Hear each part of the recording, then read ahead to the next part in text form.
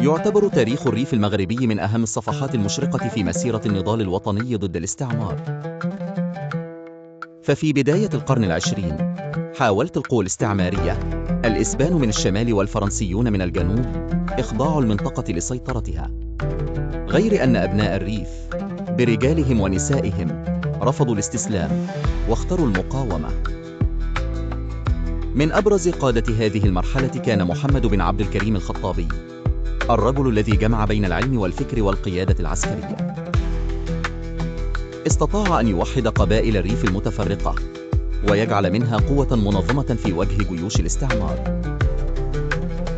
بفضل ذكائه الاستراتيجي حول التضاريس الجبلية الصعبة إلى سلاح في مواجهة جيش يفوقهم عددا وعدة. وفي سنة 1921 وقعت معركة أنوال الشهيرة التي تعد من أعظم الانتصارات في التاريخ المعاصر. فقد تمكن المقاومون الريفيون من إلحاق هزيمة ساحقة بالجيش الإسباني كبدته آلاف القتل وأرغمت العالم على الاعتراف بقوة المقاومة المغربية.